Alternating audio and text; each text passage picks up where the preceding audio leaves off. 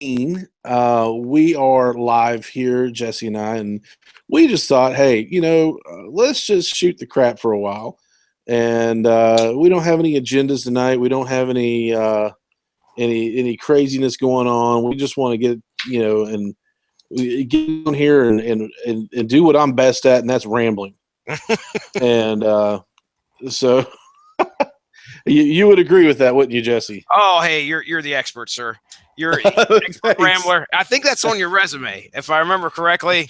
That's right, Ronnie. You have nothing of worth to say. 20 years of great rambling experience. Please hire me as your PR consultant. Oh, man. Jesse just said I had nothing worth. Come on, Ronnie. No, you know better. You know better. I know. So we don't have nothing scheduled. We're just gonna we're just gonna talk about. Now you mentioned Iron Fist. I mean, you want to go ahead and get in that or what?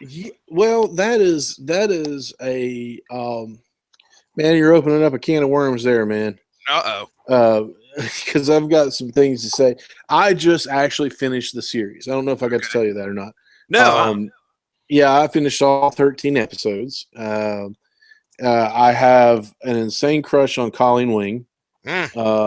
She is absolutely phenomenal in that show. But anyway, that's neither here nor there. But so how far are you in this episode? I think I want to say episode 8 is the next one, or I just finished episode 8. But Colleen and her sensei just helped. I'm trying to think of a way to talk about this without spoiling anything, but basically they just took off.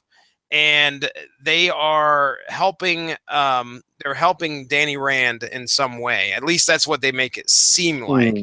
It's almost like they kidnapped him, but you're like, well, wait a second, no, that might not be the case. But anyway, that's where I'm at. So I think that's episode 8 going into episode 9.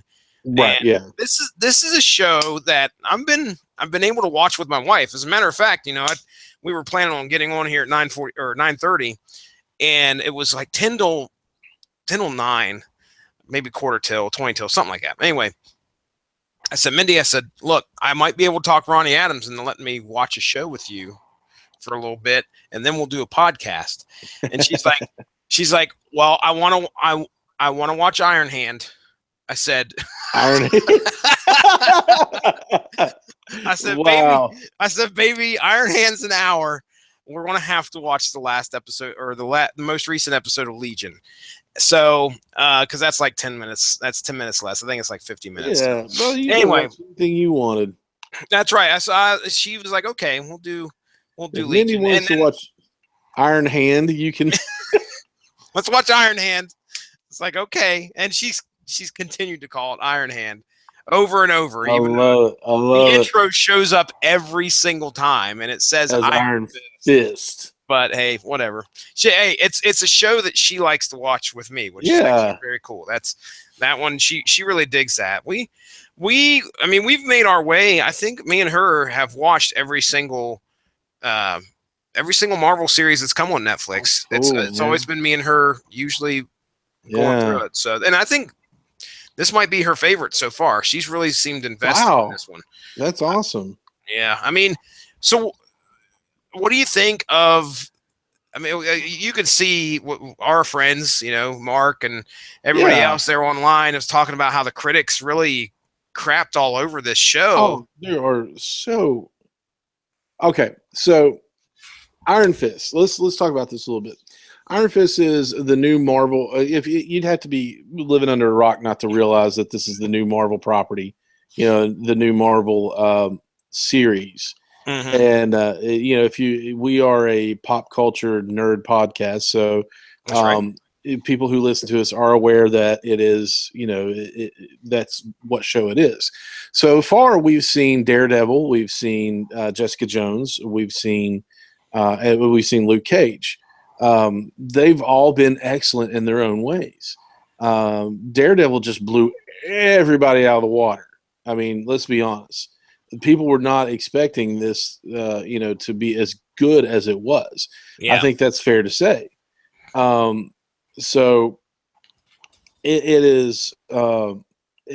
It's one of those. It's one of those things where you have a certain stigma that you have to live up to when you say you're starting a Marvel property, of being good. I guess you could Yeah. say. Mm-hmm.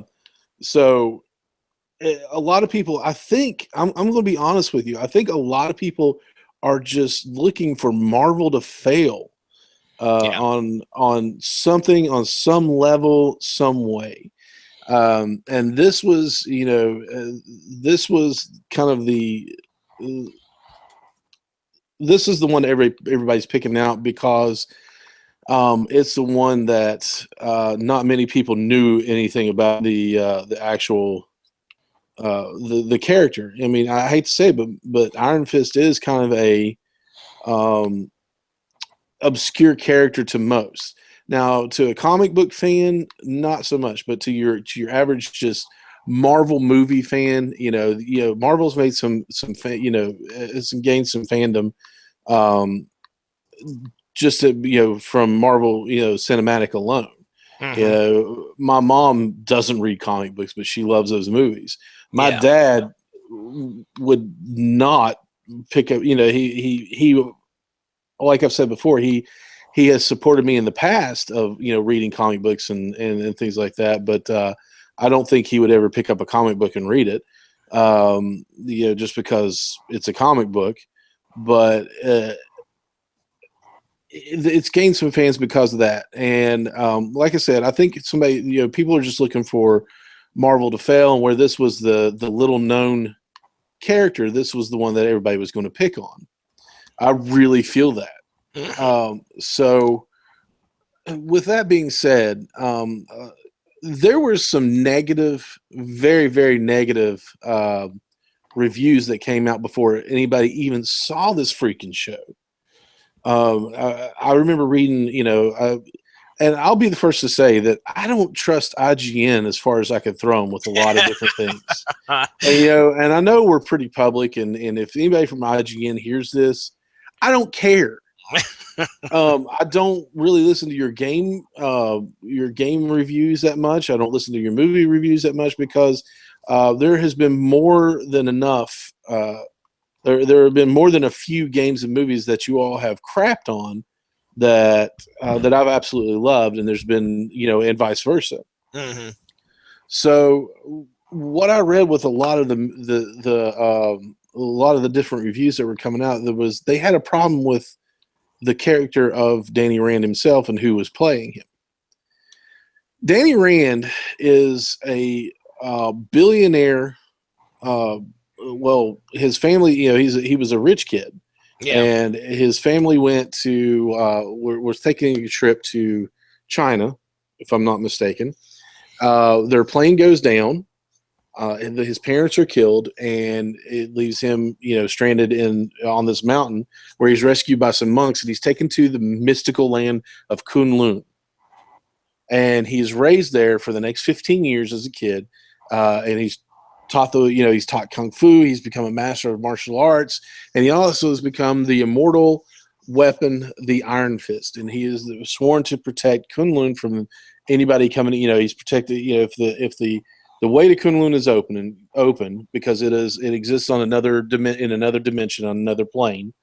If it's open, he has to protect it. And he's a sworn enemy of a clan of ninjas called the Hand. The Hand, that was kind of out of left field for me. Of course, we did our Iron Fist, the living weapon on source material, and I don't think they were mentioned at all in that No, they book. were not. Yeah. So that was kind of cool. I don't know if what I'm wondering now is if that's actually in comic book lore or if that's just made up for the show to connect all of them together. I think it's I can't remember. There's so much that's happened and there's so much that's going on in the comic books, but it's really cool because one of the more prominent members of the Hand is Elektra.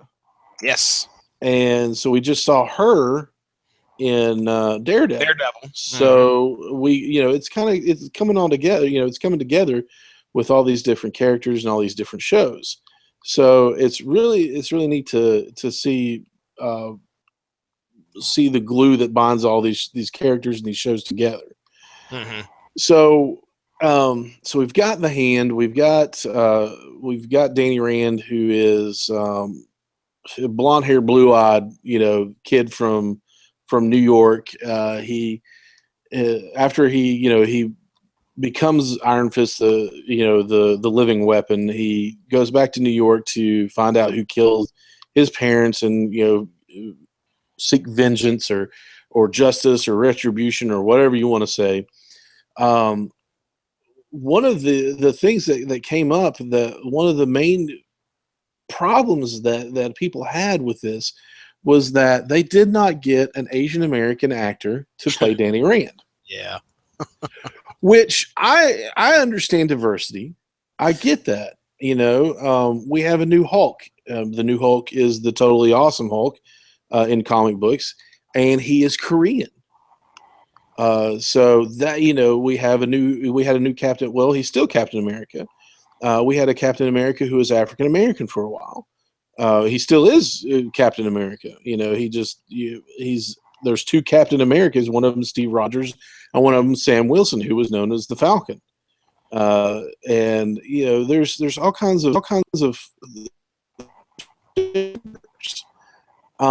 but there were a lot of negative reviews without even seeing, to my knowledge, without even seeing the show first, saying that this show was crap because Danny Rand's white, and I don't understand that.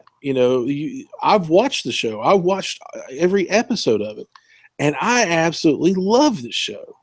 Yeah. Now there's some hokey moments in it. I get that. There are a fair share of like, oh, okay, that's kind of off the wall. Then I just realized this is the equivalent of a kung fu movie. Of your old 60s 70s kung fu movies, which were by every stretch of the mean, every stretch of the means hokey. Yeah. They were fun. They were not cinematic masterpieces. No, not at all. Is Iron Fist a cinematic masterpiece? Absolutely not. But it is a lot of fun. That's right. It stays true to the source material, in my opinion. Mm-hmm. And it's well, as far as I can tell, I haven't read a whole lot of Iron Fist, unfortunately. But it stays true to that, and it's the Colin Wing. The character of Colleen Wing is just absolutely. She's a strong female character who is just an incredible actress. Playing an incredible part. Of course, you've got I can't remember her name, but we pretty much dubbed her Night Nurse. But Rosario Dawson, Claire Templeton. Claire Templeton. Rosario Dawson just does a fantastic job, no matter what. Mm-hmm. So we've got so many positives in this. We have to make up a negative on something. Yeah, I remember when we started discussing our upcoming expectations for the show, and I talked about my reservations of it being horrible, and what a horrible show could do to more shows later on down the line. Of course, Mark Radulich made sure to set me right by saying, well, hey, don't worry, there's 9,000 other things that are probably going to come out of the comic book universe that'll show up on either the big screen or the small screen. But regardless, Mm-hmm. I had those fears because these critics were slamming this thing so bad. And then we get into watching the show, and I'm sitting there, I can pull out bad things, but I'm not seeing anything that's making this horrible in any way. Right. It's got to be, there's got to be some really, really big mess ups in order for me to go, oh, this thing is unwatchable. Awful. Yeah. I've not even seen anything like that show up in this series where I'm just like, come on. Yeah, absolutely. I think strong performances have been given. Mm-hmm. The gentleman who plays, have you gotten to Davos yet? No, Davos has not showed up yet. Okay. So, well, he has the actor that plays Davos gives a really strong performance. Bakudo is Colleen Wing's sensei in this, Yeah, okay. and So that's yeah. And what's funny is I'll watch these shows, and I know I've said this before in the past, but I'll watch them with the captions on yeah, because I have yeah, kids, and if they're in the same room, there's no hope of even trying to make out what the actors and actresses are saying. Therefore, you right, have to specifically rely. But what's funny is I'll be watching that, and somebody will be like this mysterious character, but the captions like make sure to like label his name there so you know that he's speaking, and you're like, oh, that's who that dude is. And they don't even get right. into it in the story. But anyway, yeah, Kabuto. I remember him showing up on the captions. Was like, who's this Or guy? Oh, Bukto, what is it? Bakudo. Bakudo. There you go. Yeah, you say Kabuto. Kabuto's the tractor, isn't it? I think so, but Bakudo. I mean, he like phenomenal character. I mean, it's just it's a lot of fun, man. I mean, there's a lot of the fight scenes I've read where people don't like the fight scenes. To me, they seem a little more realistic because it's not. I say that with tongue in cheek, Yes. but it's I watching a lot of martial arts movies and watching and having taken martial arts long time ago. Ooh, I'm not even what'd going you to take? say karate. Did you?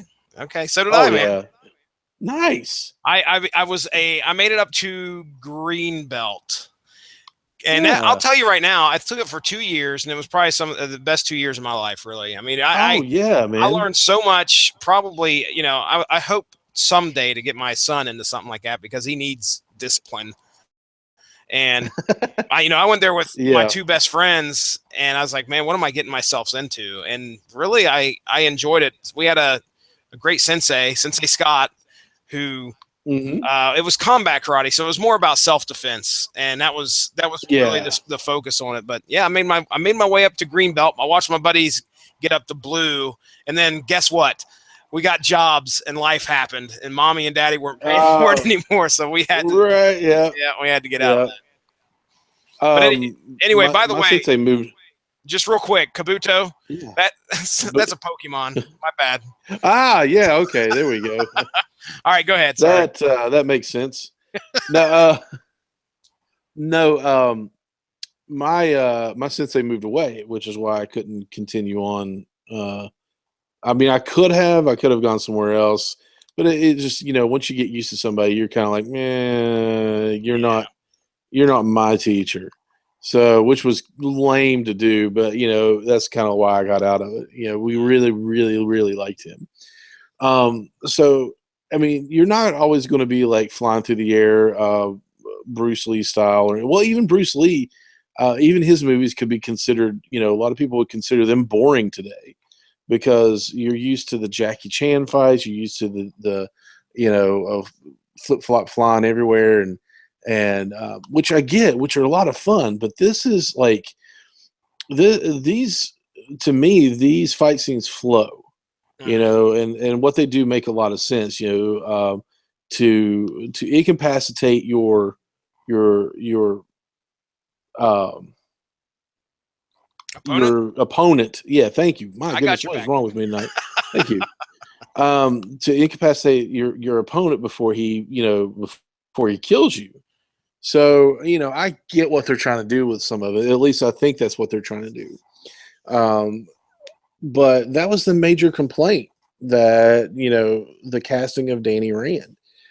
But I've thoroughly enjoyed every episode, and I'm a pretty harsh critic when it comes to stuff. I hate 90% of the X-Men movies. I say 90%. It's more like 40% because of I'm not a big fan of X2. It was good. But the first X-Men, Logan was just out of this world. Yeah. Wolverine Origins, X-Men Origins Wolverine was okay. But then when you got to the not Deadpool part, that just sucked. X3 doesn't exist. So I'm pretty harsh. And if you've ever heard my thoughts on the newest Fantastic Four reboot. I usually try to keep a more positive, upbeat tone. There is no positivity in that soul sucking Oh, abomination of a movie. I've You yet to know, watch it. And I could watch it anytime I wanted. If I wanted to watch it right now, I would. But I yeah, could. I could. Not I would. you I could. could no, But yeah, I'm absolutely afraid of watching that because I don't want to get upset. it's just terrible, terrible, terrible, terrible. But anyway, and I try not to be, but I've read comic books for 30 years, Mm-hmm. or however long I've read it. But I try not to be, but I can be a pretty harsh critic on stuff. So I don't find anything really wrong with this series, and I've thoroughly enjoyed it. I've enjoyed, there's Stan Lee cameos in it that nobody Ooh, catches. Yeah, nice. I like you. I'll spoil it for you. You've probably already seen him, Jesse. Oh, really? Yeah, he's on a poster. He's on a police poster. That's He's a hilarious. policeman. He's dressed in the uniform, and it's like that's how he's appeared in all the Marvel series. Hmm. In the background on a poster, neighborhood, help us fight crime, keep your eyes open, policeman's league, donate money or whatever. He's always the guy That you got to save in the Lego games, though. Yeah. Well, this is him. He's the model police officer in these posters. Nice. So, and there's a lot of references to the incident in New York, which was, Yep. the Chitauri, in Avengers. There, it's just, the devil of Hell's Kitchen, man with unbreakable skin. They mentioned all these people, and they were kind of tying them together. So we're going to get a Defenders series Oh, soon. and I think I've got a count of 2 Sweet Christmases. Oh yeah, and which is phenomenal. Which was my favorite catchphrase in the Marvel universe, next to "It's clobbering time." Oh Um, yeah. so I don't get I I just don't understand. It's just like I said the other night on, I think it was Source Material, yeah, where people are so ready to stand for something that they'll fall for anything. That's right. They want to find something wrong with this when there is nothing wrong with it.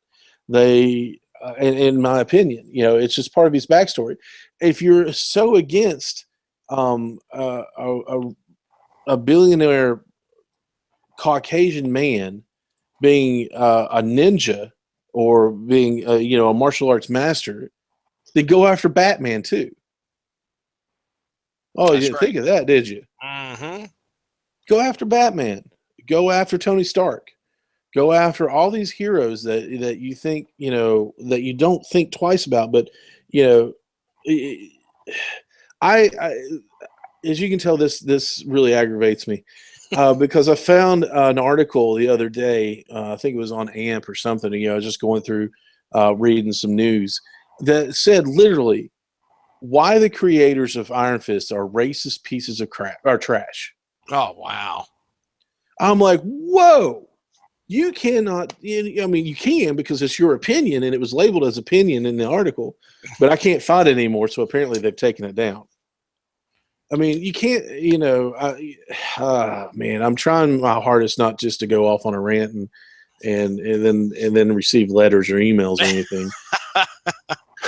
But you can't cry wolf when there is no wolf in the hen house. That's right. That's right. So, but to the positives. To the positives of Iron Fist. Jesse, give me some positives that you have found in Iron Fist. Okay. Well, I already mentioned one, and that is being able to watch that with my wife, who enjoys the show as well. Absolutely. This isn't something that's so entrenched in Marvel lore, and I was worried about the whole martial arts thing. Came across just fine. I enjoy a good kung flu. You don't ever want to catch that. I was going to say that sounds like a It's a bad a virus. bad sickness. Yeah. You get the kung flu.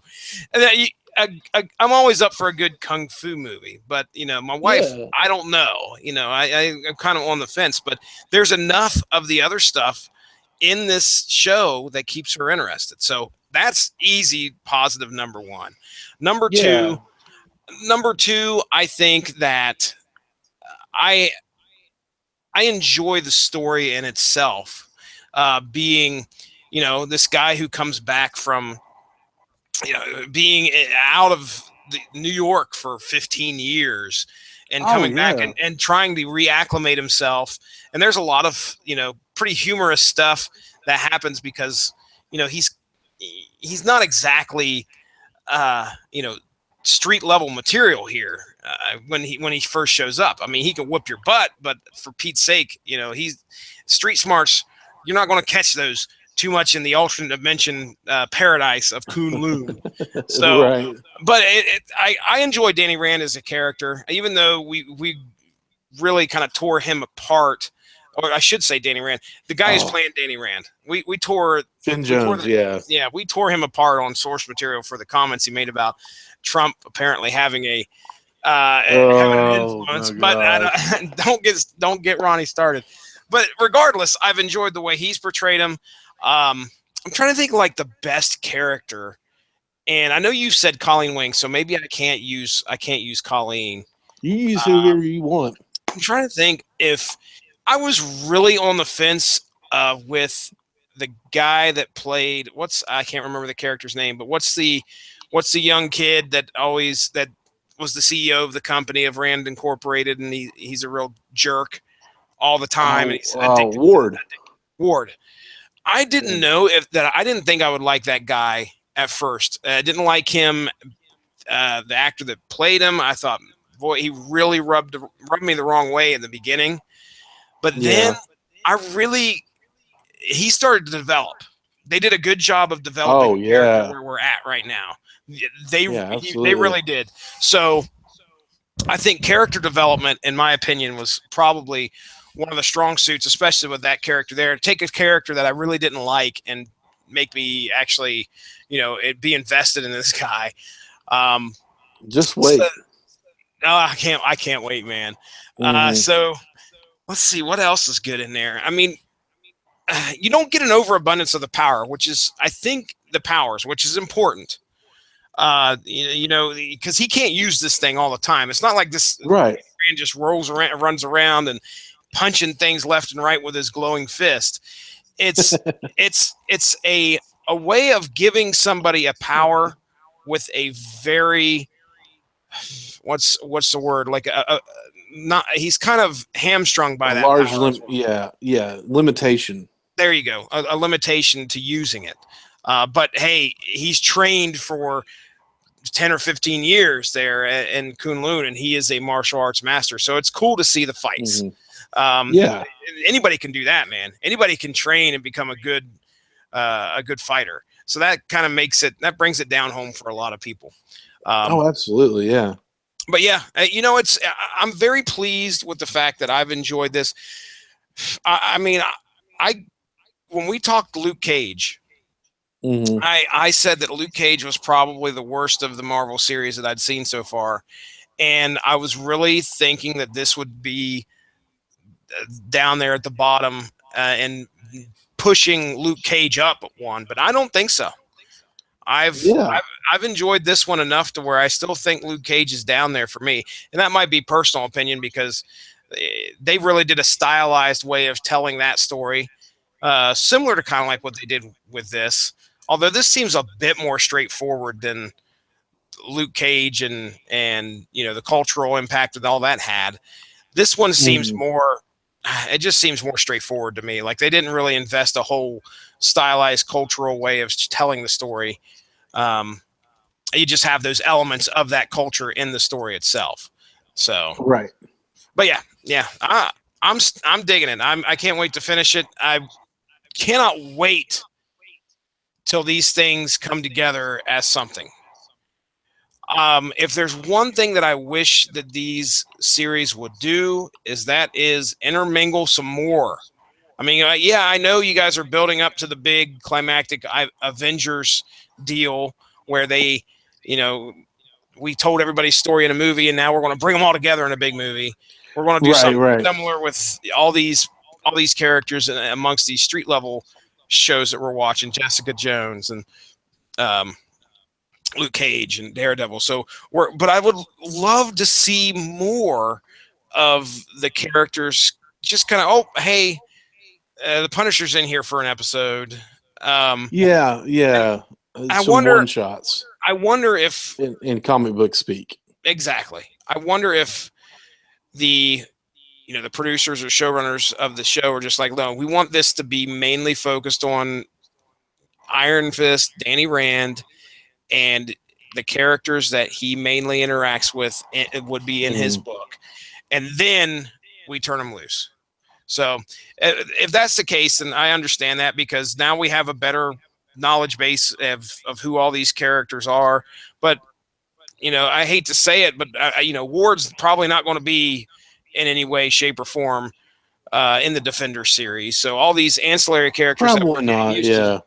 all these characters that we're getting used to, are not going to be showing back up at some point. And if they are, it's just going to be a one-shot appearance that will feel, I don't know. It'll just kind of feel like, okay, well, there's that person that really didn't matter. It's not going to matter much to this story, but we got him in here. I'd rather it be the other way around, where they're like, oh, here's the Punisher, and yeah, he's screwing things up for an episode or two, and figure that into the character development. But yeah, absolutely. That's probably what I'd love to see from the show. But anyway, yeah, I'm excited, man. I'm watching Iron Fist all the way through. Good, man. I it's really good to hear some positive things about it, and I know Mark and a few others have had some good positive things to say about it. But it's there's not much wrong with this show. I mean, you could be picky and you can pick it apart and you could say, oh, well, this didn't look good and this didn't work and all. But why? I mean, it's a fun show that that lets you escape reality for a little while and live in a fantasy world of martial arts and mystical weapons and just let you live out that comic book fantasy. To me, seeing all these comic book characters come to life and done well has been, just brings my childhood to life. I mean, my childhood to life. That's stupid. It brings those childhood characters to life, and it's a source of joy for me because, for the longest time, if you got a comic book movie, it was kind of lame. Yeah. You think back to the original Fantastic Four movie that was made and never saw the light of day, mainly because it was made only to keep the rights of it, the filming rights. So that's exactly why it was filmed, because they had the filming rights. They wanted to keep them, so they made this movie, and knowing that no one would ever see it. So you kind of got jilted out of that. To see Captain America, to see the Punisher. Oh my gosh, we got a good Punisher movie. Yeah, dude. An actual good representation of the Punisher. Not movie, but we got a good I won't lie, I enjoyed the Thomas Jane movie, The Punisher. John Travolta, for what it's worth, he was a decent villain, but you could have gotten the whole story was wonky to me. Killing not just his wife and kids, but his entire family on a beach. When everybody who's a Punisher fan knows that his wife and kids were killed in the park. They were caught in a crossfire of a gang war, and so they were caught in a crossfire. They were shot down. He became the Punisher to put an end to all this crime, and so the Thomas Jane movie, his dad, his mom, his cousins, his uncles, and everybody were they were just massacred on this beach. And he comes back, he's all right, now I'm the Punisher. I'm like, dude, you should be in a loony bin by now watching all these people die. But it was really cool, because you got to see some of the more obscure parts of the Punisher series come to life. You got to see Mr. Bumpo, Claire, and a few others that were, Spacker Dave, all these characters that were just kind of one-offs. They brought him to life for the movie. The Russian, who was played by Kevin Nash, who was very talkative in the comics, but because apparently Kevin Nash can't do a Russian accent, they said, you know what, let's just have him be silent. And that was probably for the best.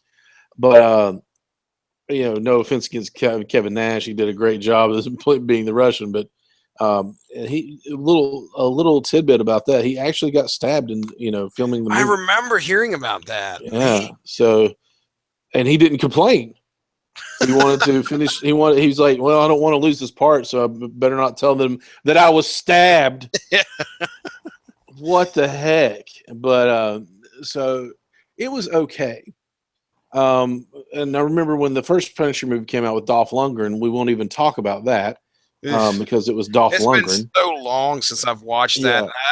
Somebody was talking about the plot of that movie a few days back, and I was like, I don't even remember. There was a plot? I do not.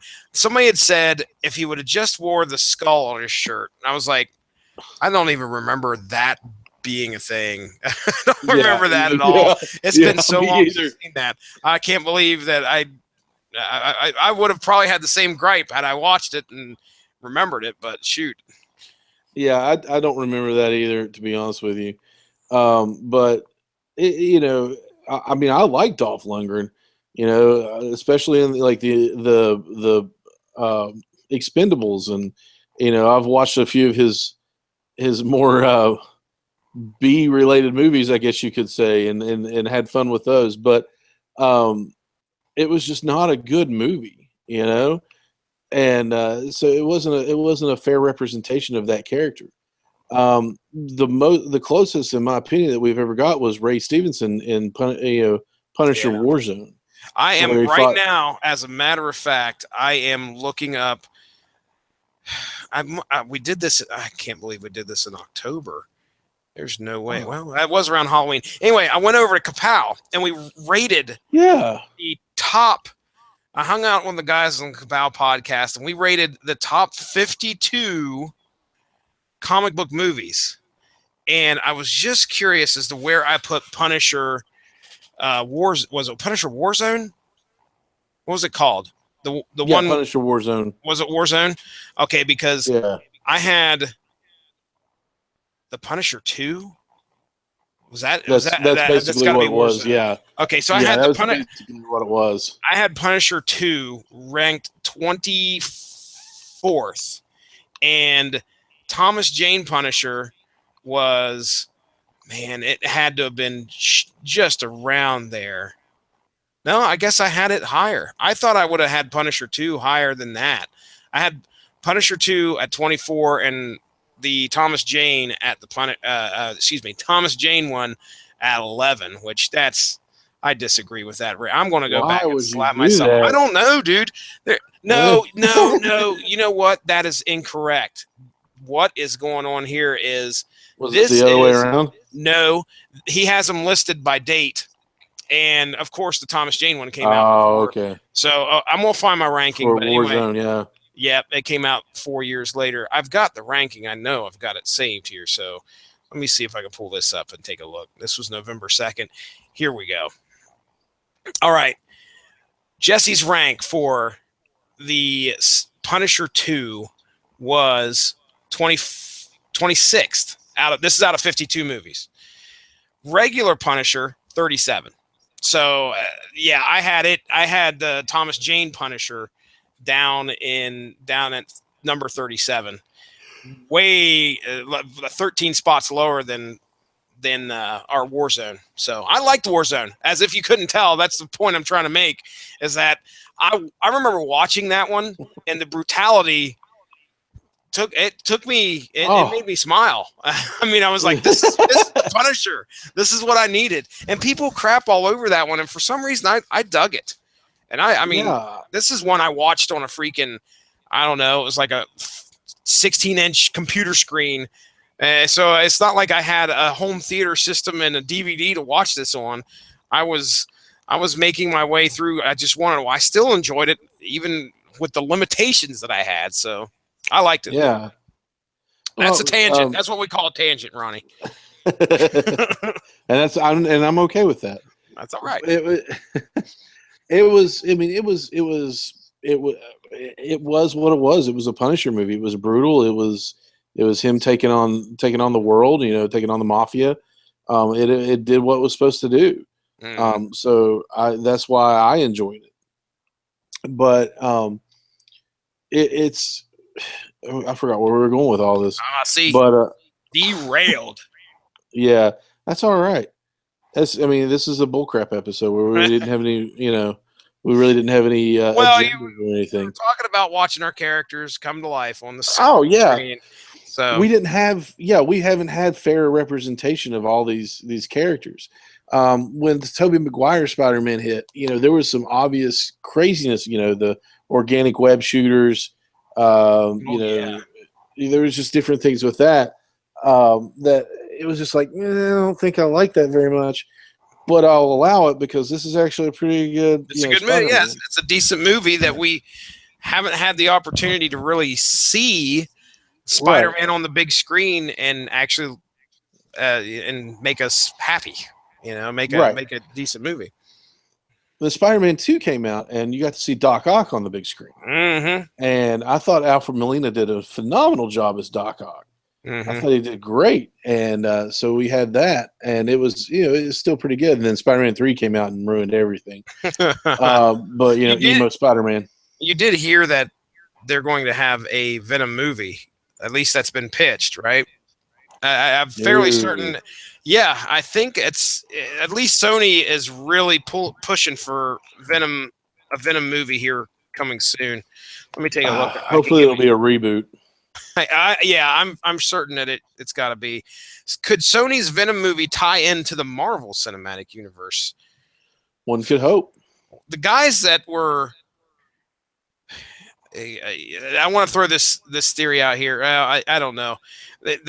Again, from the Kapow podcast, I was listening to it today. That movie that's going to be having Jake Gyllenhaal in it and Ryan Reynolds about the Mars life. Yes. Yeah, I think it's just called Life. Yeah.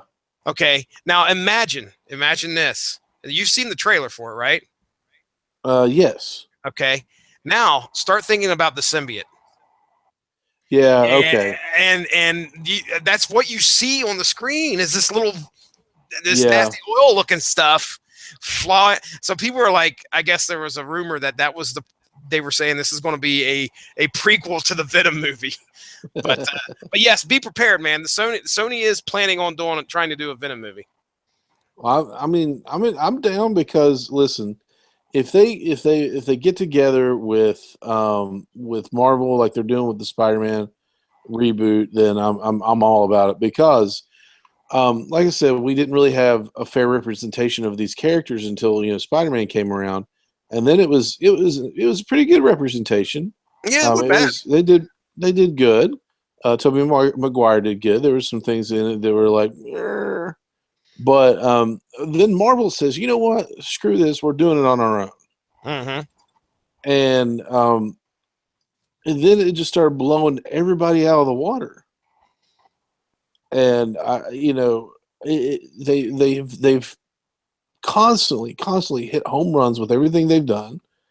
With even a character as obscure as Scott Lang as Ant-Man, they turned it into a hit. And I don't care what anybody says, it was a hit, man. Everybody loved it. People who didn't know wouldn't know a Marvel character from their butt from a hole in the ground. Basically, They said that was a really funny movie. That was really good. They did a good job on that. And then you're kind of like, oh wow, people are digging this. So you've got all these characters that are coming to life, and they're picking out the perfect people to play them. So we've got all this, all that going on, and then all of a sudden Marvel says, you know what, we're going to start doing, a TV series with Netflix. So that in itself is just incredible. So we're like, all right, so what are you going to start with? Daredevil. Well, the last Daredevil we had was Ben Affleck. Yeah. let's see. You can only go up from here. Don't get me wrong. I want to give Daredevil, that movie, some credit because you didn't have a whole lot to go on back then with Daredevil, but there were some good points to that, in my opinion. A lot of people would be like, "You're crazy, Ronnie." Maybe, but at least they gave us something. Um, but with this, Marvel has really opened up a whole different world with these movies. How far can you go? You can go as far as it'll take you. That's right. So I guess the main point I want to get off of this rant is lay the crap off of Iron Fist, man. Just enjoy it for what it is. True. It's fun. It's a kung fu flick. There's a lot of magic and mysticism in it. So don't try to bring your real world problems into something that's supposed to be there to get your mind off your real world problems. Yeah. I've always been an advocate in saying that I don't think politics has any place in Hollywood because a lot of times people, tend to stick their foot in their mouths, which I think has happened quite a bit lately.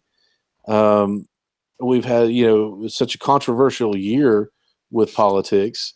I think, people just need to have fun. And you can really do that if you let yourself with this show. Mm-hmm.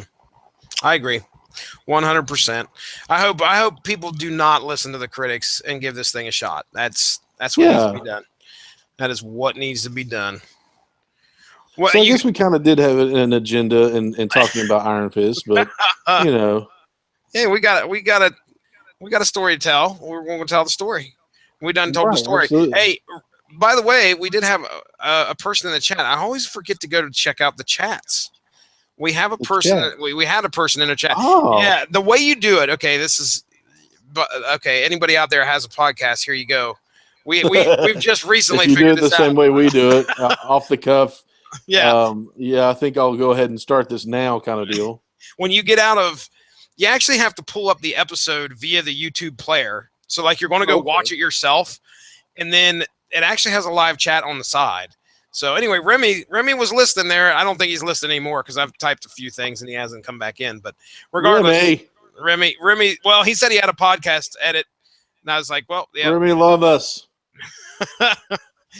Anyway, it's cool to see people hop in on the chat. We know they're listening, at least when we check it. Because I've just learned how to do that not too long ago, and still every time I get involved in a podcast, I forget to go look. So. Anyway, well, any other topics that you want to bring up? I can go to the internets. I can pull up stuff. We can call it a night. How do you want to do it? No, let's do one more thing. Okay. There's a game that I've been playing. Brand new game out on the market, pretty brand new. It is called Ghost Recon Wildlands. I know this is like changing gears completely. But Ghost Recon Wildlands. I am a big gamer and I like first-person shooters. Not a big fan of third-person. I've played Skyrim for years. I even got the new Skyrim, the updated Skyrim. Are you familiar at all with what Skyrim is and what kind of game it is? Yeah. Okay. I am. I really wish I had the opportunity to play all of the Elder Scrolls games. Those games come out at a time when just I don't have the time. And I've made my way up on Skyrim. I remember getting Skyrim. I bought it off of eBay, and I just remember it showing up, and I'm like, all right, here we go. And then like 3 years, 3 years later, I'm like, oh my gosh, I'm still playing. Like I'm at level 40 something or whatever. Yeah. I love the game. I mean, my goodness, do I love those games. But Ghost Recon, I've played a Ghost Recon game. Well, Ghost Recon is all third person, except for when you go into aiming mode.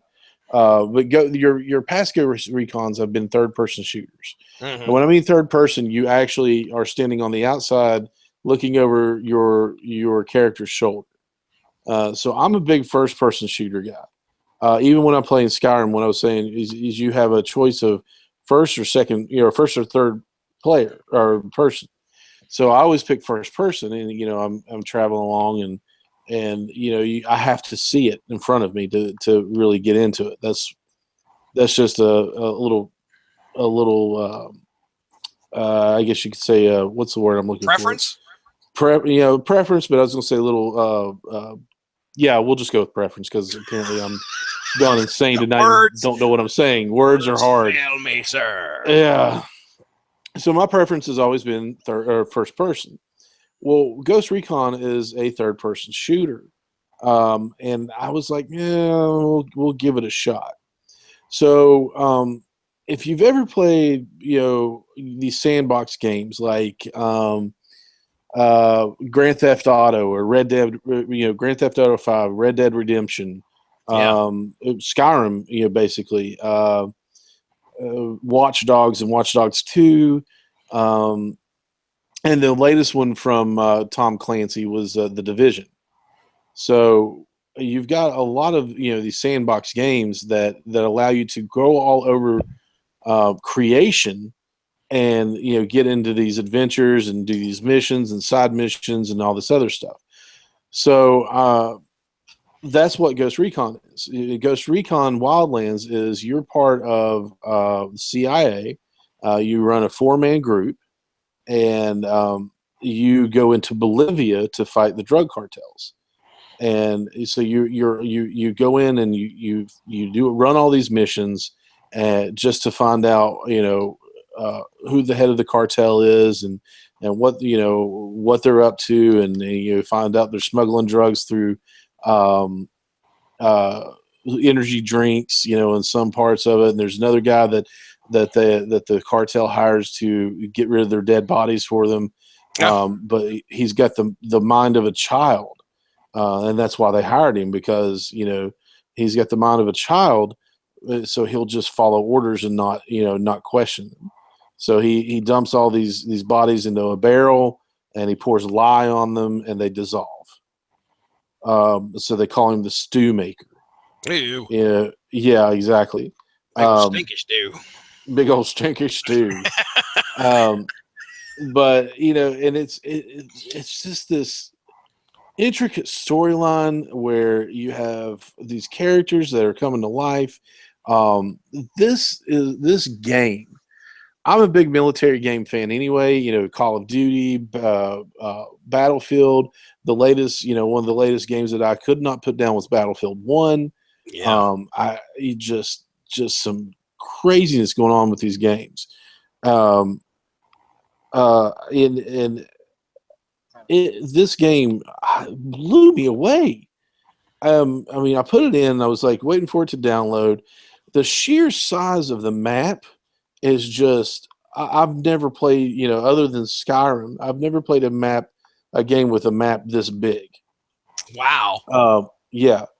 So you have to take down these cartel lieutenants before you can get to the main guy.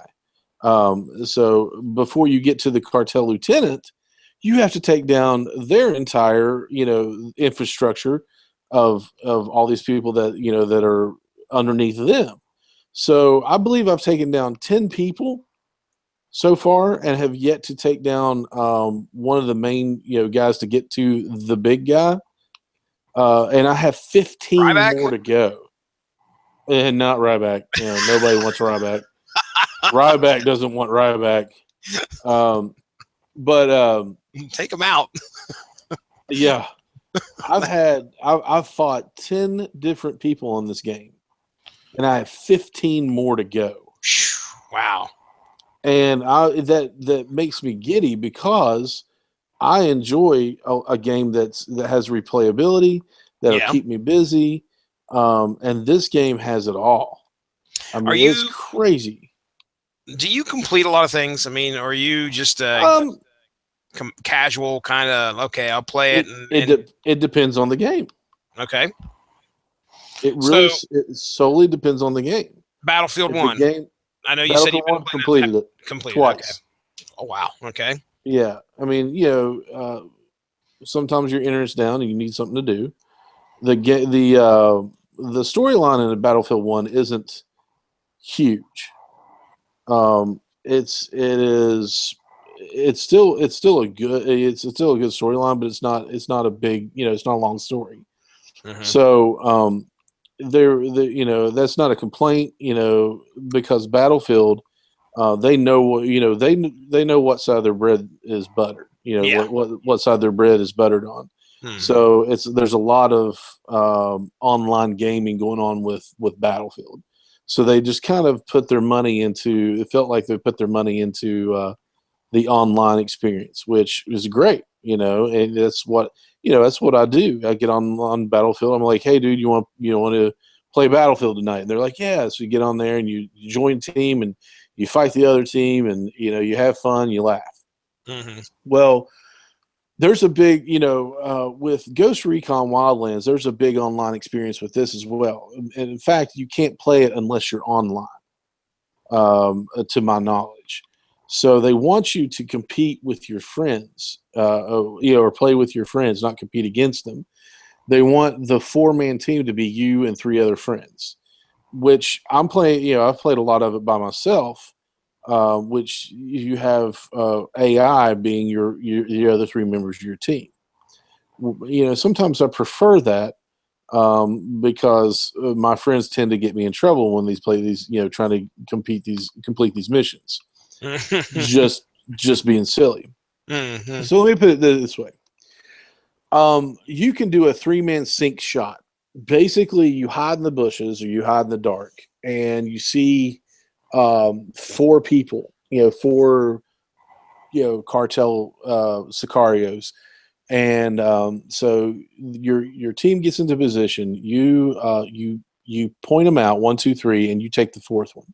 When they say, okay, we're ready, you take the first shot, and they down the other 3, and nobody knows where you are because you have silenced weapons or whatever. Hmm. So it's kind of cool. I'm like, oh wow, this is really cool. If you can do this, if you can line this up with your friends, you're really doing something. You're having, this is a lot of fun. So I started playing with my friend TJ. TJ's awesome. Um, it's hysterical to play these games with him. Just because he's very good at them, and but not only that, but he's just fun to play these games with. Hmm. So we get on there with TJ and another guy named Chris. So we look at it, not look at each other, but we're talking to each other, and we're like, "Are we going to take this seriously? Are we going to like really do this, or are we just going to go and run and gun on this?" And I was like, they were like, "Let's try to at least complete the missions." So everybody was like, okay, so we'll try.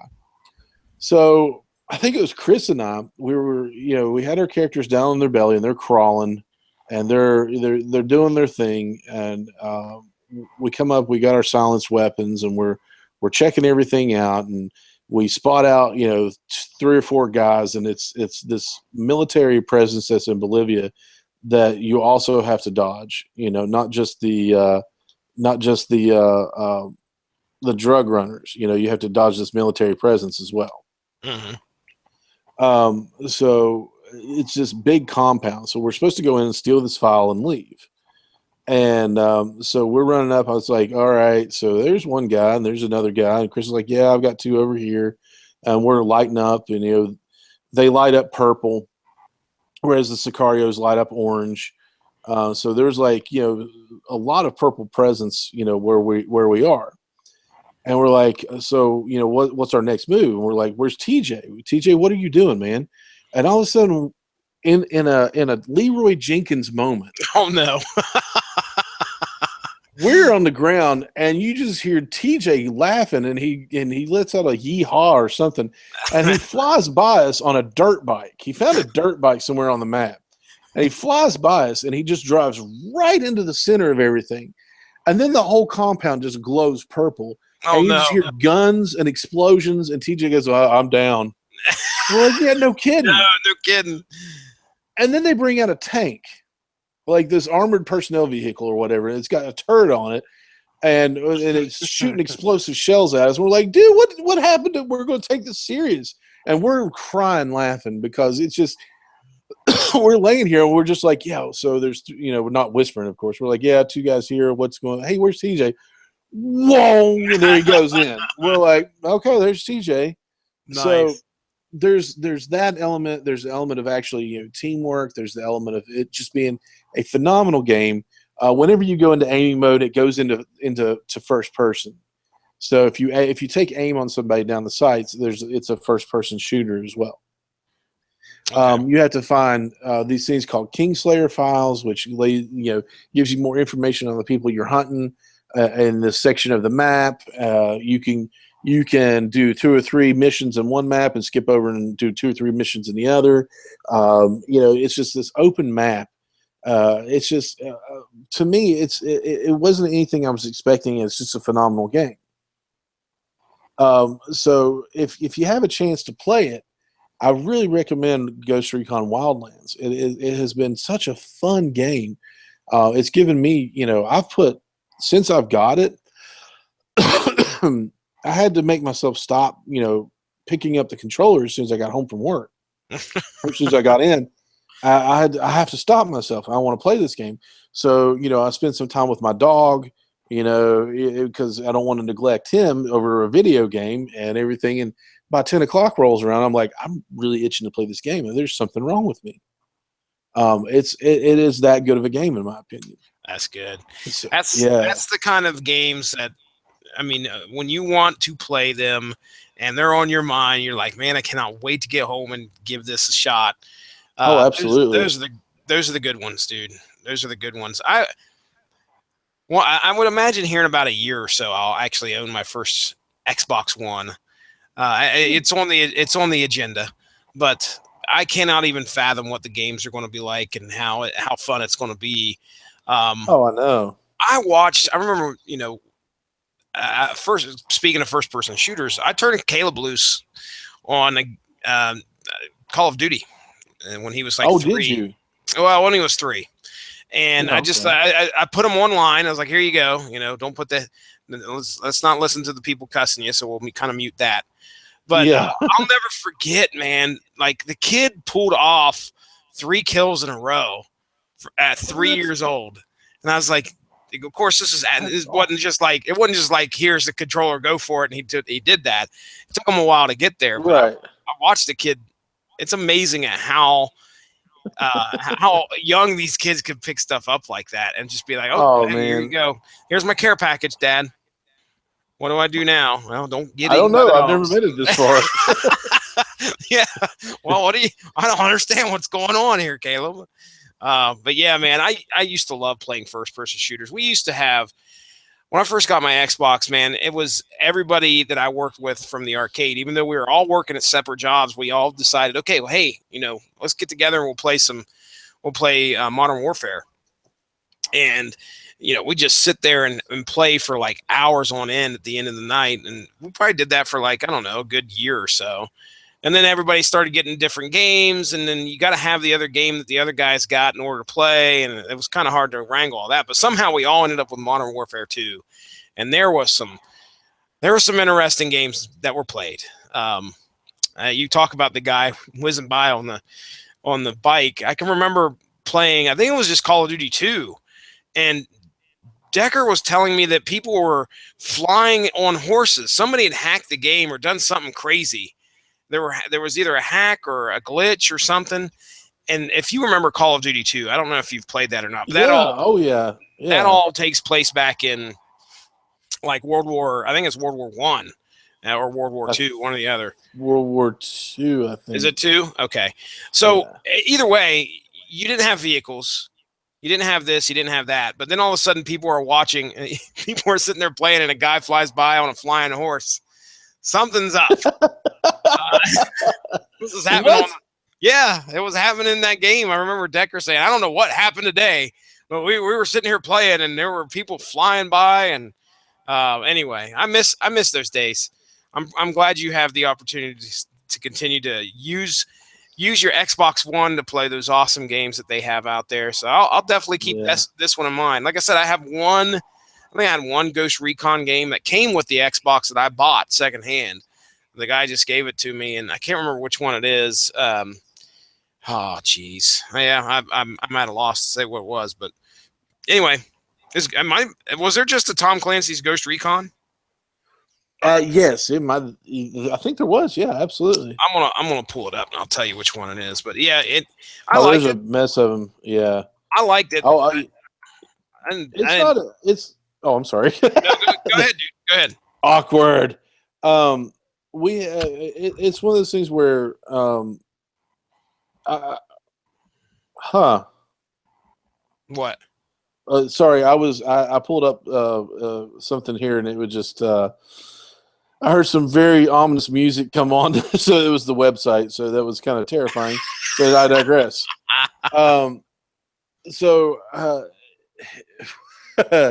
it's one of those things where, like, I've never really been one to buy the Tom Clancy games, but the Division and this one have really. I mean, it was like it started out with the Division. It was a stepping stone to this one for me. So the Division is a completely different take on everything. You're in the middle of an outbreak on.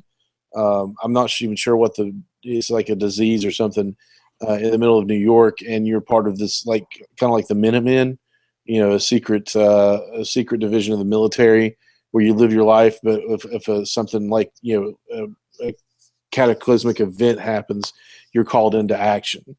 So you're part of the Division. So you roam the streets of New York, and you stop these people from trying to take over. And then there's the Dark Zone, which is a much harder, part of the map. And you go in and you find weapons, you complete missions and things like that. And that's completely online. Oh, completely, wow. Totally online. Yeah. So you do a lot better if you actually play with friends. So, I mean, trust me, I know, because I've been gunned down a lot in the streets of New York, But you can actually go player versus player in the Dark Zone, and there are people that hang out at the doors of the Dark Zone just to rob you of what you got. Oh, nice. Yeah, so this guy didn't realize when I was playing one night, I was like, I'm just going to step in the Dark Zone and see what's going on by myself. And I had, you can carry two primary weapons and a pistol. So I had this shotgun. So I walked through the door with the shotgun out, and he started attacking me, but he had a weaker, I had better body armor and better guns. And I was like, oh my gosh, somebody's attacking me. I turned around and I shot him once with the shotgun, and it took him down to almost no health. I was like, oh, you didn't expect this to happen, did you? And he started running.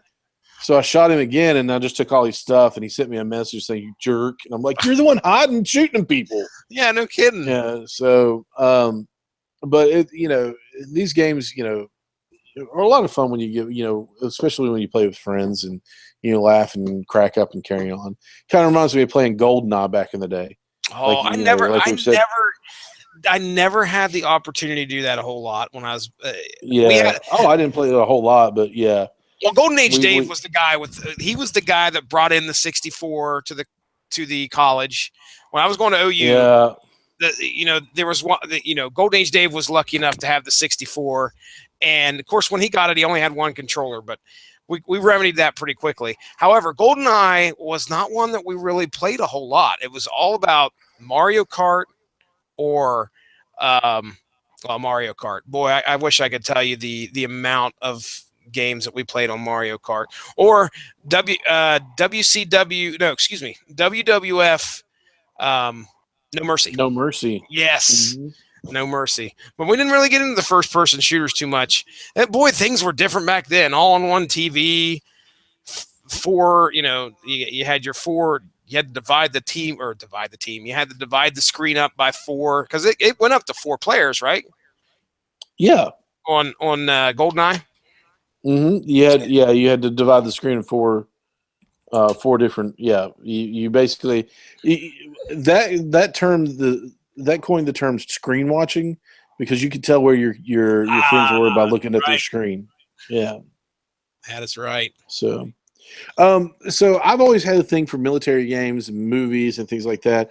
So I just want to throw stop me if you think we should do this at a different day, but I'm just going to go on. I was a big G.I. Joe fan in the day. Yeah. And you were a big G.I. Joe fan, weren't you? Oh, yes, dude. Absolutely. We've talked about this before and just how when GI Joe started out, you had of course, Duke and Flint and Scarlet and Lady J and Cover Girl, and you had all these cool, code names. This elite force, that's kind of like Wildlands. You're part of this elite force. They call in for they call the American forces for backup, and they send these 4 guys in. They're like, where's our backup? And we're like, we are the backup. And I'm like, heck yeah, let's blow some stuff up, And so G.I. Joe was always kind of like that because they were, the real American hero, and they were the elite force of fighters that came together to stop the terrorist organization Cobra. So they had all these cool nicknames, or not nicknames, but code names. And you had Shipwreck. That's a really cool name. I don't care who you are. He was the guy that was in the Navy. And then you had their helicopter pilot, Wild Bill, who carried twin revolvers, and it was just really cool names. But as you go along in the history of GI Joe, these names started to get a little silly as you went along. As you may very well know, Jesse, it kind of started with their resident ninja, Quick Kick. Quick Kick. He was always like he was an interesting character, and as a kid, I always liked that stuff. He had swords and nunchucks and throwing stars, and I was like, that's really cool. Not as cool as Duke. He had the rifle, and these other guys with pistols and all this stuff. So I was like, Quick Kick is cool. But when you got to the comic book and the cartoon, he was your resident movie buff, and he always talked like Jimmy Cagney. Oh, that's right. Yes. I was like, that's an interesting character. Where did they come up with that? That's not Quick Kick, for Pete's sake. I mean, wow. Okay. But then you had, Cobra Commander and Destro and Major Blood and the Baroness and Storm Shadow. That's a cool name. Snake Eyes. That's another cool name. That was a GI Joe. That was GI Joe's counterpart to Storm Shadow. They were bitter enemies, mortal enemies. But as you went along, you started coming up with other names that just didn't really jive with the others. So right now, thank you to Absolute Serious on Blogspot. We're going to look at 10 worst G.I. Joe character names real quick. Oh, please, can you send me the link? Is there any way I can Absolutely. Because I'm just going through the wiki and looking at a few that are I just, if this is not on the list, it's got to be. There's a guy called Ice Cream Soldier. Oh my gosh, why did you do that? Ice Cream Soldier. Flamethrower. We'll get to him. Is he on this list? We'll get to him. Oh boy, I think he's on the list. Wonderful. So you just start to run out of stuff, I guess, and you're like, just throw some bull crap against the wall and see what sticks. Yes. So, Jesse, I sent you that link. So we're going to start up whenever you click on it. We're going to start at number 10, and we're going to start with the G.I. Joe known as Backstop. Why would you ever name a G.I. Joe after the wire fence that protects the crowd from foul balls at a baseball game? So, okay, do we have any idea what do we have an idea of what this guy did? It says on this website, the guy was selected for America's Elite Counter-Terrorist Strike Force, and he chose Backstop as his name. His file card said that he played hockey as well as wrestled and boxed in high school. Not a single one which involves a backstop. Yeah, that's what I was. I have no clue why. He's like number 9, all-around sports guy. Okay. Yeah, but nothing with a backstop. No softball, no baseball, no t-ball, nothing. No backstop. So I'm not even sure what he actually did, what his primary weapons were, or anything like that. Number 9. Ghost Rider. I'm not kidding you. Ghost Rider. One word. G.I. Joe's line of comic books originally was produced by Marvel.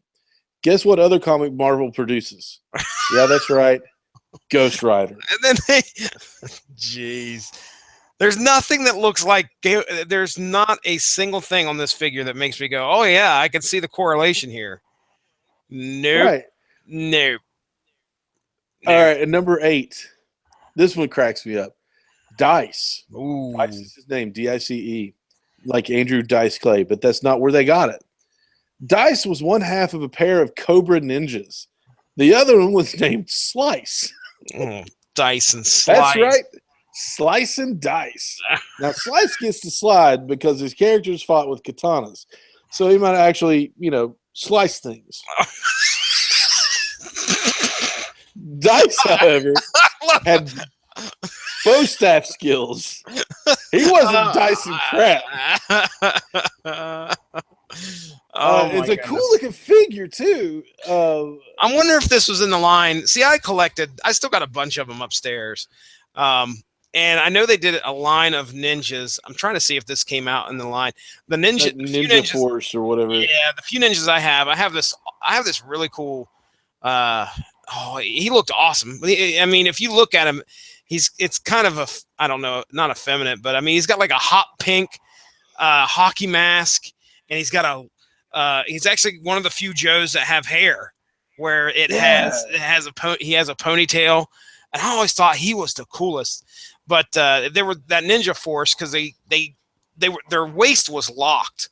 And I think this, if you look at this character, it looks like his waist is locked as well.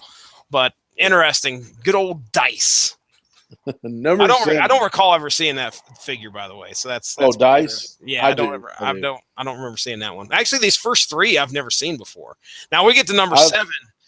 Number 7, I had number 7 as well. Backstop and Ghost Rider did not have. Dice, I don't think I had, but I knew about him. But number 7 is none other than the infamous Road Pig. Road Pig. Dude, I remember a lot about this character. I do too. He was very soft-spoken. And when he was soft-spoken, he would quote Shakespeare and everything. But if you ticked him off, he'd be like, Road Pig angry, and just punch things. I remember that. You remember his weapon? Now, it was just a cinder block on a stick. On an axe handle. Why? I mean, these other guys are coming at you with rifles that shoot lasers, and you got a cinder block on a stick. Imagine him sitting there and be like, I need a weapon that imposes and intimidates my enemies. And he's like, grabs the duct tape and starts taping a tank to the end of a stick. I mean, it looked scary, and I can remember that. I can remember that weapon to this day. Goes with Road Pig, and I've never really thought about how ridiculous that really is that you did something like that. When I was a kid, I always kept the weapons with the figures. Yep. So he always had his cinder block stick. But I'd always take it out of his hand and throw it to the side and give him a gun. Please do. Yeah. And the only reason he would ever pick up the cinder block baseball bat was that he would go one-on-one with somebody. They would be like, "Oh, we're out of ammo. We have to." How you're a kid. You have to fight. So one of them would get I'd get a Q-tip and make torches out of it or whatever. You carry a torch, with it, or you get something.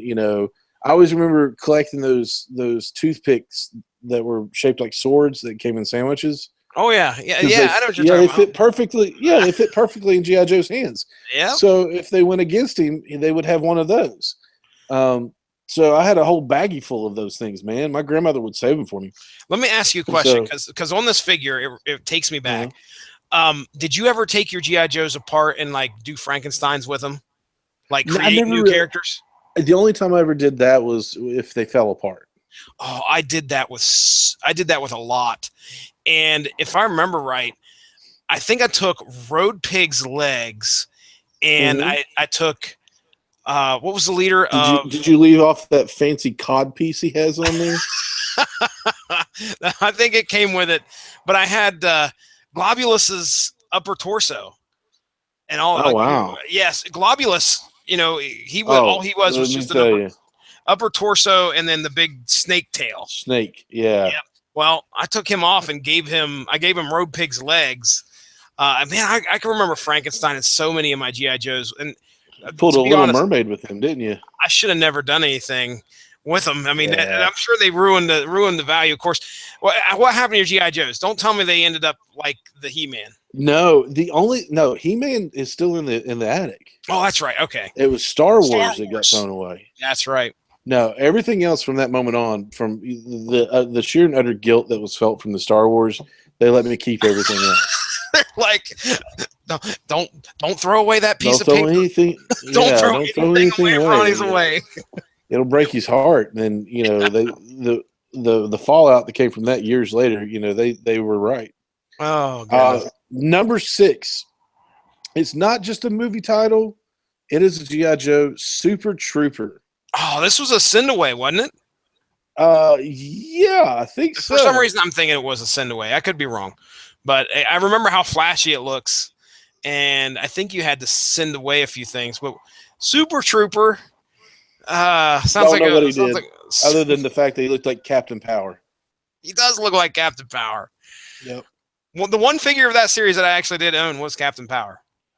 And he had a pretty cool gun. Everybody had Captain Power, but nothing else. Because I had Captain Power, but I had nothing else from that line. Oh, of course, my grandfather would go to it was something city, and I can't remember the name of the store, but it was just like this big store where you could, you know, it was like a Kmart or something like that. Circus City? No. It was a local owned place, and I can't remember the name of it. Had a big old ramp going up to it. I remember that.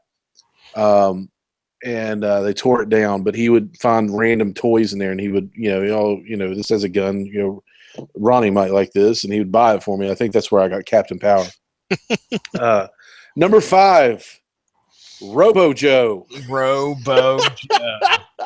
It's just, I don't even know what he's supposed to be. It's like an oversized body with a tiny little head on it. I have a couple of these figures. Like exoskeleton. I did not have Robo Joe, but I did have a couple of these figures. If I remember right, this is, I want to say these are like astronaut figures, and that's potentially what's going on here. I don't know, but I can tell you. Go ahead. The blogger that wrote about this said, so what was this character's story? Well, he was made into a cyborg in order to survive injuries inflicted during an attack by Cobra. He joined G.I. Joe. So he wasn't a part of G.I. Joe before this.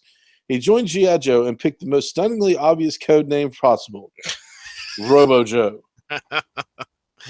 I remember that. They let anybody in. They were like, oh, hey, kid with the, that tripped Cobra commander, with his jump rope. You want to join G.I. Joe? He's like, yeah, okay, you're Jump Rope Joe. You are Jump Rope. Yeah, Joe. Jump Rope. Nice. Yeah, this figure, I actually have a bat. You remember the bats? The androids? Yeah, those were cool. Yeah, I have one that it's just, man. It's completely black and white, almost the exact same, just same figure, different color scheme, and of course a different head. Yep. And then I had a Destro, same thing, looked just like this. Man. I think I still got those two upstairs. Yeah, buddy. Boy, they were pulling out all the stops, just like you said. They hit a line. They hit a point where you're just like, what do we do next? Oh, I don't know. Robo Joe. I mean, one of the coolest things I think they ever did was Street Fighter figures. Oh yeah, absolutely. Man, that was one of the coolest things I ever saw. Blanca was a little weird. I remember that, but Balrog, Dalsim, yep. Kid, Ryu, what is his name? The main bad guy from Street Fighter, M. Bison. Yeah. It was actually horribly portrayed in the movie, but the whole movie was horrible. Raul Julia as the main bad guy, really? Okay. They did a phenomenal job with that. Man. Okay, go ahead. With the toy line, not the movie. I got you. All right, number 4, Toll Booth. What? You were talking about this guy when we were talking about, or it was either you or Josh. I can't remember. I don't think Josh wasn't into GI Joe, was he? I don't think so. Uh, I think I just can't get over how bad this is. Toll booth. Toll booth, the bridge layer. Yeah, he basically he drove around this vehicle that laid a bridge down. And they're like, "Thanks.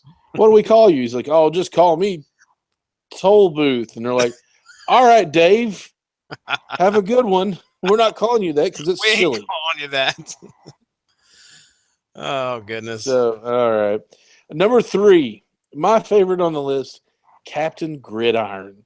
Wow. No one likes a captain. Everybody likes Captain Picard, Captain Hook, Captain Kirk, Captain Crunch. And it says they're all overbearing and overexposed. Not really. So tagging a football term on the end, that's not helping. If they had to just left it at Gridiron, they'd be fine, which I agree with. They could have left it at Gridiron, but they had to shove past the boundaries of reasonability and add the title and the face mask. I think my soul just died a little. I remember this. I remember this figure because I had this figure. Captain Gridiron had the face mask and everything, had the football helmet, and he had a gun that shot football grenades. Oh, come on. I kid you not, Jesse. I dare you to Google it. Football grenades. Number 2, Colonel Courage. I have this figure. I legitimately have Colonel Courage, and he is. I've seen him. He's laying around here. I think the kids were just playing with him a couple days ago. I am legitimately not kidding you, man. This guy, I own him. If I remember, he came with a big. There for a while, they had these figures that came with these huge backpacks that had like 5 buttons on them, so they would all have a saying. Now I don't know. I don't remember that. Yeah, I don't remember this one had a saying or not, but yes, I did. You pushed the button and it said, "I suck." Colonel Courage. I honestly did not remember him being named that. I wonder if, as the Joes became, as they became later in the toy line, I don't think I paid a dang bit of attention to the names. No, I just looked for cool weapons. Yeah. I was talking about that ninja guy with the hair. Don't know his name. I have no clue. Unless it was probably the first gen, or the first or second generation of Joes that came out, or somebody that was featured on the cartoon. It was usually goes by. But Colonel Courage. Oh my goodness. All right. So before we move on, because I thought he was a part of this list, we're going to give our honorable mention to Ice Cream Soldier. Ice Cream Soldier, who is a flamethrower commando. Do you remember the flamethrower commando named Barbecue? Yes, clearly. Yeah. But yeah, it's the same it's the same figure. I'm looking at figure? Same figure, only with an orange and yellow color scheme. Why they named him Ice Cream Soldier. Why? Okay, there has to be something on the wiki that explains why. His real name is Tom Henry Reagan, and his rank is that of Sergeant E5. Ice Cream Soldier was born in Providence, Rhode Island, and was first released as an action figure in 1994 as part of the Battle Corps line, which I think is the one you're talking about with the big, what's his face that we just looked at with the big old bulky suit or whatever.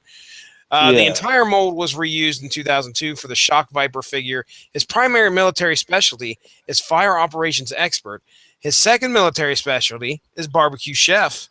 His code name is designed to cause enemy troops to underestimate him. Oh, well, okay. Sure. Yeah, that outfit does that just fine. They die of laughter, actually. He comes walking in. All right. Get the guns he came with. A flamethrower, a submachine gun, a handgun, a machete, and a missile launcher. Pick one, dude. Jeez Louise. Gosh, come on. I'm all about being prepared, but, you got a flamethrower and a missile launcher? I was incorrect. I'm looking at the Battle Corps figure now. It's probably the one you were looking at, and that's definitely not the blocky suit that we were talking about. Yeah. That's definitely different. All right, number 1 on the list, and this one Number takes the one. cake. Skid mark. Oh, wow. You really think that anybody's was going to choose the name Skid mark the same as the stains in underwear? If you the guy that wrote this dude, I mean, think about it. Okay, he gets a code name, and he's probably picking like, okay, I want a cool code name, and he's picking them left and right. They're like, no, that's not you, man. That's not you. Oh no, we got one for you. Skid mark. And for the rest of his G.I. Joe career, he just cries. cries. I mean, you could almost be like, they were being cruel. They're like, no, like skid mark, like when you peel out, you burn, in a car that you leave a skid mark. No. They might as well just called him Poop Stain for his entire military career. What's your name? What's your code name? Poop Stain. Oh, hey, Skid Mark. What's up, man? His alias is Accidental Shart. I pooed a little. That's his name. Hey, who's on watch tonight? I pooed a little. Oh, yeah, that guy. Is he still crying? That's why we put him on watch, because he doesn't sleep. He just weeps openly. He's not a sleeper. He's a weeper. Skid mark. Wonderful stuff. Truly a potpourri episode tonight. Jesse, thank you so much for sacrificing Iron Hand and watching Legion. Good old Iron Hand. Iron Hand. Hiya. So, Jesse, tell us what you got going on, man. Hey, ladies and gentlemen, you're going to be hearing this probably Friday on the Rattlechen Broadcasting Network, or whenever Ronnie gets it up here on the Screaming Boy podcast. Listen, we did a show on Iron Fist, The Living Weapon, which was a 12-issue series from Marvel that came out. So on source material on the Rattlechen Broadcasting Network, we divided up into 2 parts. Part 1 has already aired, and by Monday, that was Monday, the 20th of March. So the 27th of March, you can catch part 2, our epic finale of Iron Fist, The Living Weapon, which was a lot of fun. We get into quite a conversation about pronouncing. Stop Jenkins. Pronouncing things, and then using our own nomenclature for quite a few characters and artists and creators. But yeah, you could check that out. And like I said, we did the one where we talked about the issue, and then I threw up our Netflix conversation at the end of that one. So if you get a chance, you can go back and check that out. So other than that, after reading Iron Fist, I think it worked out to be a good primer. If you haven't watched the series, you can hop on there and listen to that, or at least it felt good to us. You could read the 12 issues and be kind of, I would say, familiar with who you're going to see in the Iron Fist series. So that was kind of nice on Netflix, that is. But regardless, now I don't have any idea what Mark Radulich has. Just give me 1 second. If I could pull up the calendar, what we have planned coming up for source material. I've been sitting here saying I need to get on the calendar and get everything ready so I have an idea. But 27th is the second part of Iron Fist. So we don't have anything planned for the 1st of April from what I can see. And the 8th of April looks like we'll be discussing, I don't know if we're recording this or if we're going to be discussing this. This is going to air. Guardians of the Galaxy. So we need to find Guardians of the Galaxy. No, that's May. What am I doing? Tell me what I'm doing. Well, you're obviously not. No, I'm not. I am not the scheduler, master controller. I don't have anything scheduled for the 3rd and the 10th. 17th, we have Darkness Saga. So anyway, and we're recording Pax Romana at some point there. Folks, I'll get a schedule out there. Just go check out the Rattlechen Broadcasting Network on the old Facebook. Give that a like. Stay up on top of all the great podcasts that we have to offer. We talk MMA, we talk metal, we talk movies, and we talk comic books. And we also host this great podcast right here, the Screaming Boy Podcast. So give that a like. Stay up on top of everything that comes out. You can find me at Stiznarchy on Twitter. You can also find me on Facebook. And you can also, with Source Material does have a Facebook page. So if you are interested in kind of staying up on top of some of the stuff we tweet out here, go for it. Give it a like, follow it. And I think that is all. Very awesome. You can find us on just about any and all social media. Find us on Twitter at Screaming Boy PR. You can find us on Facebook. Just search Screaming Boy Podcast. Find us on Instagram, Screaming Boy Podcast. We have a Snapchat, but I believe Snapchat is of the devil, so we don't use it that much. Really, Ronnie? Yes, really. But it's just about anywhere you can find us. We'll be there. You can find the show on iTunes, TuneIn, Stitcher, and the Radio Legend Broadcasting Network. So please go on any of those fine sources. Click the subscribe button. Click the 5-star button. We would appreciate it. If you want to leave us a shout out, or if you have something to, if you have a rebuttal, or you agree with us on anything that we said tonight, please email us. We want to hear from you. info@screamingboy.com. You can find our website. We are under construction at the moment. We will be updating the website once again very, very, very soon. So it's www.screamingboy.com. We really want to hear from you. We enjoy hearing from people. So give us a shout out. We'll get back to you as soon as possible. That's pretty much it. Jesse, you got any final anything else to say? Skid mark. We're out. Poop stain.